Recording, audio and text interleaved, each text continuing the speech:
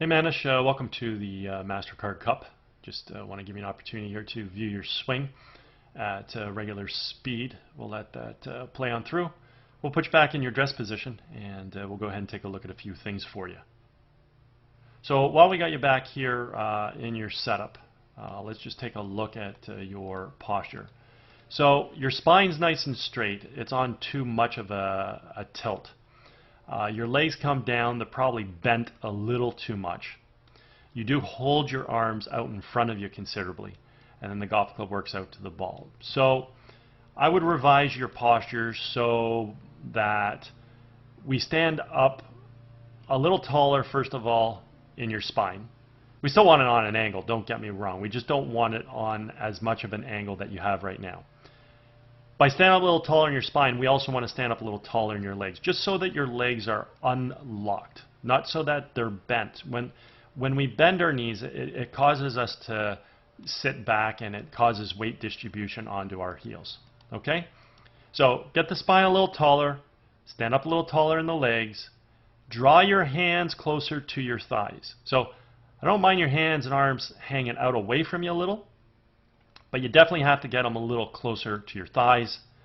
From there, the golf club can work out to the ball. And what that's going to do, it's going to position you also closer to the ball. Okay? So again, stand a little taller in the spine, a little taller in the legs, draw the hands closer to the thighs.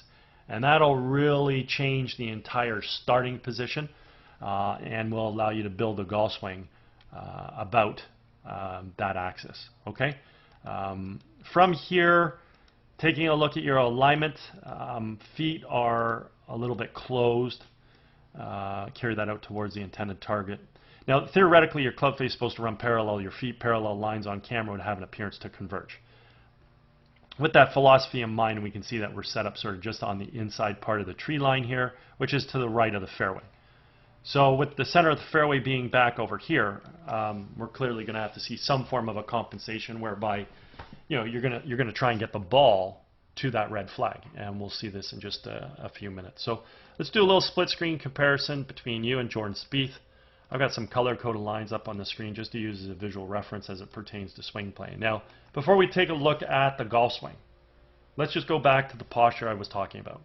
See how his spine it's straight like yours, but it's taller like I wanted. Notice his legs are unlocked, but they're not bent. He's not sitting back on his heels. Okay? And notice his hands are a little closer to his thighs. So you just see that little bit of a taller position? That's what we're searching for. Now, as we take a look at the golf swing, in order to hit a ball straight, here's what we've got to do. We want to bring a golf club back by turning our shoulders, drawing our arms back as well as our hands, and we want the club coming back along the red line on plane. Through the early stages of the golf swing, we also want to create some wrist hinge into play, which means that we need to transition the club head from currently being below and in front of our hands to getting this club head above and behind our hands. So this little transitional movement here in the takeaway is critical. From here, we're now going to work the club from red up towards the blue-yellow V zone. When we finally set the club at the top of the backswing, we either want to have the left arm in the club situated on the yellow line, anywhere in between the blue-yellow V zone, or physically even up on blue, as we see with Jordan Spieth. We also want to have done this via creating full shoulder rotation, a stable right side, and maintaining the posture and the spinal axis that we created. So you're going to create this rotational movement upon an axis that's just too tilted. Now, whether or not you stand up or dive down is yet to be determined.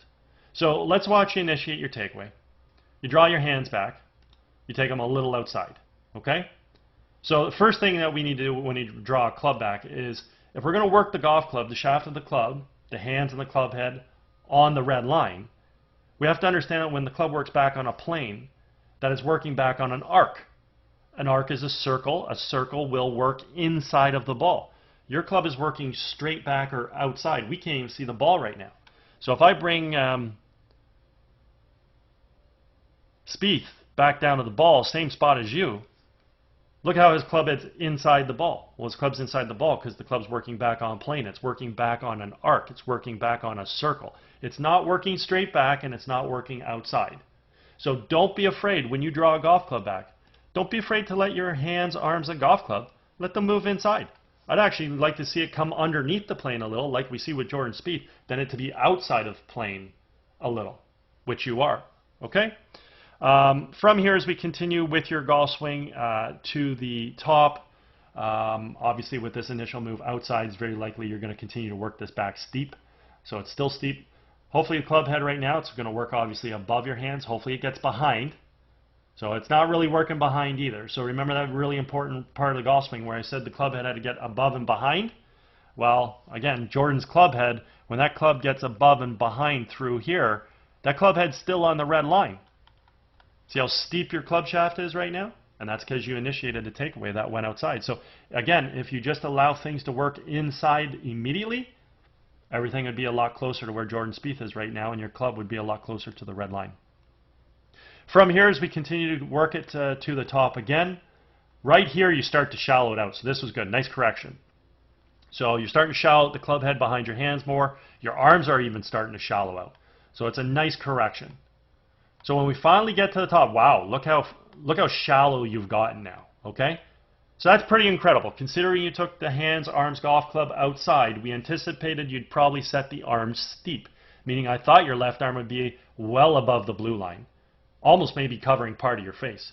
But you shallowed it out so much. So if you're going to get to a good position at the top of your backswing with your arms, why don't you get there more efficiently just by letting things work inside from the get-go? Okay? So the only thing that we're not really liking here is where the club is. Right? Your club shaft and your club head are pointed way right.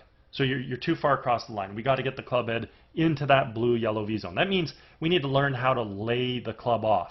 Okay? So you've turned well, stable right side, you've rotated on the axis you achieved, which again was too tilted. Arms are in good position. So, I mean, I like everything. I like where you are. But it's going to be very difficult to come into the ball well with that club shaft in that position, though. Okay? So with Jordan Spieth, as he starts his downswing, simply want to move the weight from the right foot to the left. We want to fire the knees and the hips laterally to the target. We want to unwind the core. We want to fire the hands. And we want to bring the club from wherever we set it within that blue-yellow V zone. We have to bring the club back down onto red, which is where the club originated. And that's exactly what we see here with Jordan Spieth. We can see the club returning back to plane. So at this point in time, what we also want to observe is the relationship between the lead forearm and the golf club. I refer to this as the backwards check mark.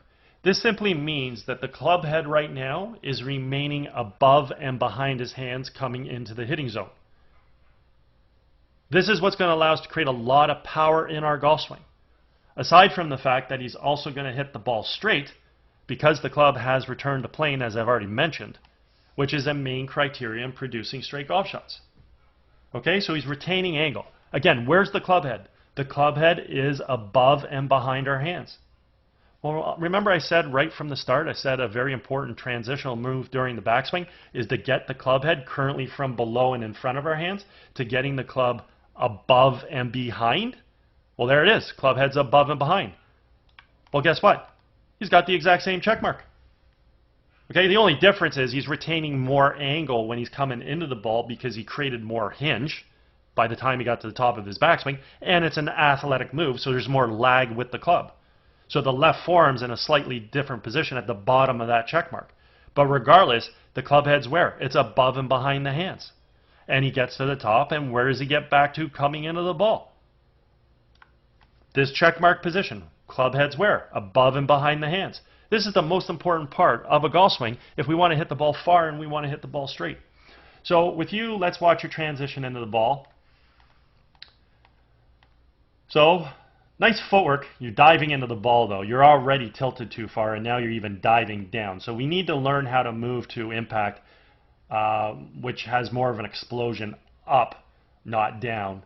I mean, if your lower body's going up, then your upper body can go down to counterbalance that. But you're just really compressing this, like you're even diving down even more. The knees are bent, like you're getting really, your center of gravity is getting really low to the ground. And now your hands are coming over the top. Your hands are coming down yellow out towards blue.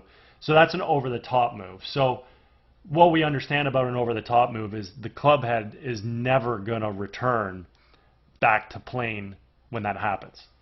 Okay, so this club's just going to continue to track out in front of your hands.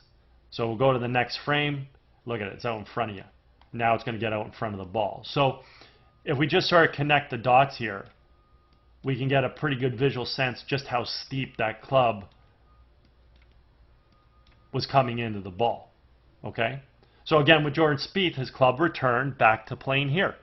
Well, that's your frame right here. That club's not returning back to plane.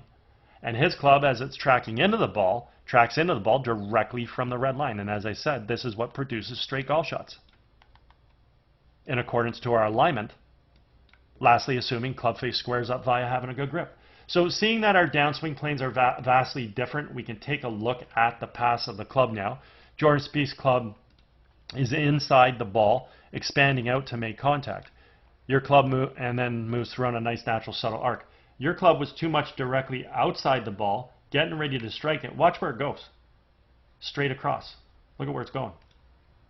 So if we happen to square the club face up to that path, we're going to pull the ball over in this direction. Well, wait a second. Here's the center of the fairway. Initially, what did we say about your alignment? We were closed. We were aiming too far out to the right. So your compensation is to come over the top and to try and pull the ball back to the center of the fairway. So this is why you're attacking the ball from outside, striking the ball, and swinging across to the left because you're trying to pull the ball down red at blue. Now that requires a lot of timing now with the club face because that's the third element, right? We have your aim, which is too far right at yellow. We're coming over the top, attacking the ball from out to in along the red path. Now what do we got to do to the club face? Well, you better leave this face open because if you over-release the club to the path, what's going to happen? Well, that ball will follow the red arrow, but now we've imparted too much right to left spin on the ball, and we're going to hit some form of a pull draw or pull hook. If we leave the club face too open to the same path, well, now the ball is going to be leaking right because it has too much left to right spin. If we time it properly, we can hit what I refer to as a pull straight shot that follows the red arrow, stays at blue. Or it might even have just a subtle pull draw or pull fade resembling blue or yellow, but just not to the extent of that. And those shots will turn out. But again, like I said, it requires a lot of timing on your part. I want to check out what your right foot does through impact here. Do you get your, so we're really not creating any footwork through the golf shot. Notice Jordan Spieth, his right heel's off the ground at point of impact, and then watch that right foot. Get up on the toe, stand on the left foot. So from the top of the backswing, learn to create this footwork. Swing into the ball, get off our right heel, get up on the right toe, stand on the left side. Okay, that's pretty simple footwork right there to allow us to get through to a finish. So you need to learn to achieve that because you're just simply swinging back into the ball and keeping your weight on your right foot, and there's no footwork allowing you to get through to a good finish. Your upper body wants to get to the finish, but your lower body's not really allowing it. Okay? Overall, you got some really nice athleticism in your golf swing. Your hands work really well. You bring them back, you fire them through. Your core works well, you coil, you uncoil. Again, like I said, you need better footwork coming through to get yourself through to a good finish. But if we want to be consistent, we have to improve our alignment and we have to improve the downswing plane. At that time, at point in time, we can worry about the club face. Do we have a good grip and is the club face squaring up? Because in your case right now, because you're aiming right, you're coming over the top to try and pull the ball now back to the center of the fairway. And now we got to, figure out what we're going to do with that club face. In this particular swing, let's see what your club face did.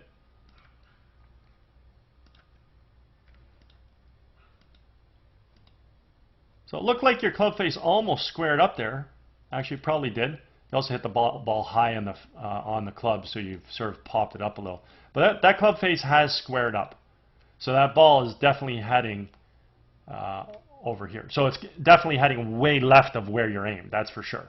And like I said, depending on what happens, that club face will be indicative of where that ball ends up going. Unfortunately, this one's not really going to veer too far left or right because we've hit it too high in the face, so it's not really advancing as far forward. We're not getting as much distance out of the ball as we probably would normally if we get that ball fully on the face of the golf club. Okay? Anyways, at any point in time, if you ever want to work on any of these aspects of your golf game, I'm located over at Glen Abbey in Oakville. I'd be happy to structure a program for you.